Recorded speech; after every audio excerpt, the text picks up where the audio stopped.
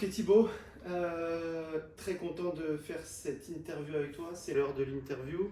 L'objectif c'est de te poser quelques questions, découvrir l'homme, découvrir l'athlète. Et donc à travers tout ça, l'objectif c'était de pouvoir te poser quelques questions tout au long de cette interview. Déjà dans un premier temps, te remercier, comme tout le monde, te remercier de nous avoir reçus sur ce week-end qui est déjà excellent, qui n'est pas terminé mais qui est déjà excellent. On prend un plaisir immense, tu sais à quel point je kiffe être ici, donc merci beaucoup déjà dans un premier temps. Avec grand plaisir. J'ai hâte que ça commence et découvrir ce que vous m'avez préparé. Est-ce que dans un premier temps déjà tu peux nous présenter un petit peu ton parcours, refaire un petit peu ton parcours jusqu'ici, ton parcours de ta jeunesse jusqu'à maintenant? Ouais, moi j'essaie d'être d'être concis parce que c'est long. Mais du coup, moi j'ai commencé loin à 10 ans. De base, je suis quelqu'un de très sportif. Donc je touchais un peu à tout avant, enfin un peu à tout. Je touchais un peu au foot, un peu au tennis, un peu au judo. Et voilà, mes parents voulaient un sport co, je me suis retrouvé dans le hand par hasard. Et jusqu'à globalement l'âge de 15 ans, à l'entrée au lycée, je jouais au hand par plaisir et ça m'allait très bien. Et à un moment, qu'est-ce que j'ai envie de faire dans ma vie? Et la seule question, la seule réponse qui m'est venue, c'est bah, j'ai pas envie de travailler dans un bureau, de me lever à 7 heures et de rentrer à 19 heures et de pas avoir de vie. Et du coup, bah, je me suis dit, bah, c'est bon, je vais tout donner pour le hand. Je Ok. fais du hand, je vais tout donner pour le hand. Et ça part de là. Et du coup, moi, j'ai pas fait le pôle. Comme j'étais pas le plus fort et j'ai eu cette révélation en seconde quand les gars ils sont déjà au pôle. Et à partir de là, voilà, je me suis donné à 3000% dans l'objectif d'être professionnel, peu importe le temps que ça me prenait. Si 27 ans, il fallait que je sois en D2 et pour essayer d'arriver au plus haut niveau possible, je l'aurais fait. Et voilà, j'ai fait des bonnes années en moins de 18. En N3, je fais deux grosses années. J'étais pas pris en centre de formation, je n'ai pas postulé. Je fais deux grosses années. Et à la fin de ces deux grosses années, j'ai été pris à Nantes en centre de formation, un an en CF, quasiment toute l'année avec les pros. Et à la fin de l'année, ils m'ont proposé un contrat pro. Et là, c'est ma quatrième année professionnelle à Nantes. Ok, ok, merci pour cette petite présentation. J'aurai des questions pendant cette interview, mais il y a aussi des personnes qui ont des questions pour toi. Et donc, je te laisse écouter la première question. Thibaut, alors petite question d'un internaute, qui est le meilleur entre toi et ton frère à Seven Wonders? Je te laisse répondre à la question. À Seven Wonders, bah, moi j'essaie d'être totalement honnête avec cet internaute, Baptiste Ouvrier. À Seven Wonders, la dernière fois qu'on y a joué c'était cet été. On y a joué toutes les vacances.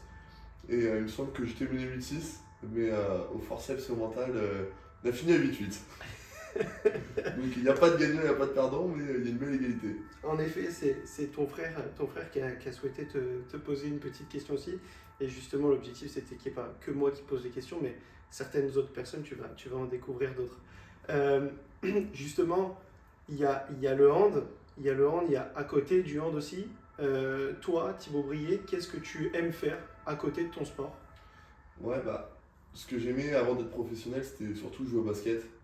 Euh, mais après, on se rend compte rapidement que bah, notre santé physique, elle est super importante et bah, voilà, peu importe combien j'aime le basket, c'est dangereux aussi pour mon corps. Donc, bah, je me suis orienté sur le vol et c'est pas, je suis pas totalement à côté de la plaque non plus. Mais en tout cas, pendant les vacances, j'essaie de couper hand.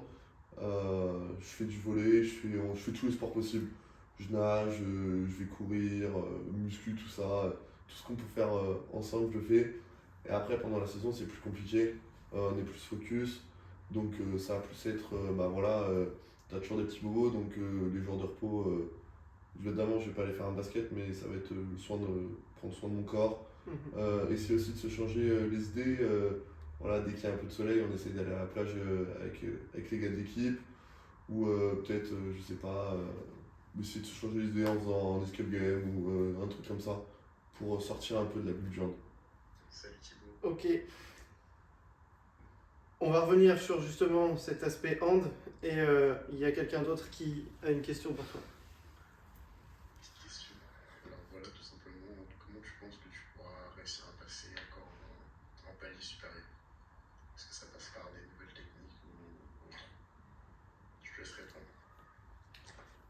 Kevin, comment franchir un cap encore? Je pense qu'il y a une grosse partie qui va venir avec l'expérience du terrain, à force de jouer, de vivre des situations de jeu, d'engranger d'engranger de l'expérience tout simplement parce que voilà, c'est jouer avec de l'expérience et je sais que cette passe-là, avec tel joueur, je vais pas pouvoir la faire, je sais que celle-là justement, je vais pouvoir la faire, c'est un point fort. Je sais que les gardiens ils m'attendent ici, donc il faut que je varie. C'est en défense, c'est de vivre des situations pour essayer d'anticiper, avoir à chaque fois la demi-seconde de plus. Et après, je pense que quelque chose où je m'y attendais pas, en tout cas, c'est préserver mon physique et essayer de l'améliorer. Je pense que je peux encore franchir un cap. Perso, ça fait 1 an que je galère avec un genou un peu là, je suis sur une bonne phase et je vais essayer de capitaliser ça et me baser là-dessus pour encore être meilleur. Le problème, c'est qu'on n'a pas beaucoup de temps pendant la pré-saison, enfin pendant l'intersaison, et du coup, bah voilà, c'est un temps réduit. Pendant la saison, c'est compliqué, on joue 2 matchs par semaine. Mais en tout cas, je pense que mon niveau tactique et technique est bien, et je pense que physiquement, je peux encore franchir un cap qui fera la différence. Ok. Bah, justement, par rapport à ça, il y a une dernière personne qui voulait te poser une question. Bonjour Thibaut, j'espère que tu vas bien. J'avais une petite question pour toi aujourd'hui. C'était pour savoir, est-ce que tu penses que tu peux devenir, pendant ta carrière, le meilleur arrière-gauche du monde? Et si oui, qu'est-ce que tu as mis en place ou qu'est-ce que tu vas mettre en place si ce n'est pas encore fait? Comment tu comptes y arriver? J'aimerais bien savoir. Vous êtes bon sur les questions. Ils ont eu une totale liberté sur la question. Ils sont bien trouvés. Bah déjà, c'est dans mes objectifs. Meilleur arrière gauche, meilleur joueur du monde, ou dans ma tête c'est meilleur joueur du monde, mais en tout cas c'est un. Je veux être. Quand on parle de handball, je veux qu'il y ait Thibaut Gay dans la discussion. Ça c'est mon objectif perso. Je m'en cache pas, c'est ça qui me fait lever le matin et qui me fait à chaque fois me dépasser. Ce que j'ai mis en place, bah déjà sur le terrain, c'est toujours chercher à progresser. Enfin, sur le terrain et en dehors d'ailleurs. Et ça va être des micro-objectifs à chaque fois. Je sais pas, ça va être sur la nutrition, essayer de manger le mieux possible. Comment je mange le mieux possible, je sais pas, je vais me renseigner. Ah, c'est mieux de manger des protéines le matin, c'est mieux Ok. on évite l'alimentation transformée. Enfin, Ouais. il y a le sommeil, il y a éviter l'alcool, il y a éviter de sortir.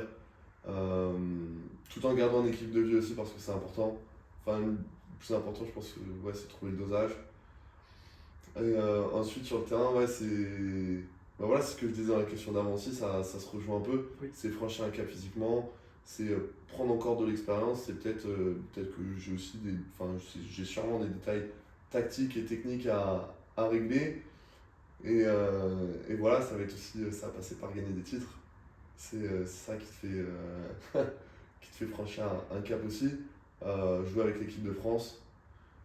Et voilà, il y a encore un bon chemin à parcourir, mais on est sur la bonne voie.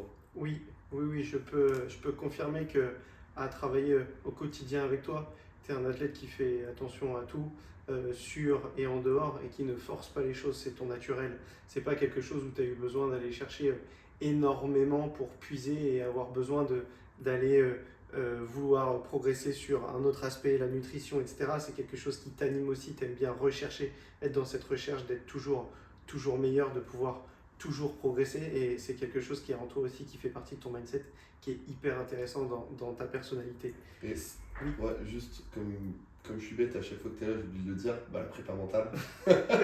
Et ça, c'est un truc de ouf. Quand on fait des fois les fixations d'objectifs, ça me passe carrément je passe carrément à côté de la plaque. Et évidemment, la prépa mentale, le développement cognitif, la gestion des émotions, la motivation aussi. Tout ça, bah oui, merci Nico, et enfin, on travaille tous les jours. Et voilà, c'est aussi c'est partie de la boîte à outils qui me fera franchir un cap. Et c'est une excellente collaboration, et je te remercie également pour ça. Est-ce que tu aurais un conseil à donner à des jeunes handballeurs qui poursuivent justement un rêve, celui de devenir pro, et qui jouent justement à l'heure actuelle? Qu'est-ce que toi tu leur dirais? Est-ce que ce serait un conseil sur le hand, en dehors du hand? Qu'est-ce que tu dirais? Déjà, moi je suis personne, donc peut-être ce qui marchera avec moi marchera pas avec quelqu'un, ça j'en sais rien. Euh, les deux, trois trucs que j'ai envie de dire, c'est déjà kiffer le sport, kiffer le jeu, être passionné.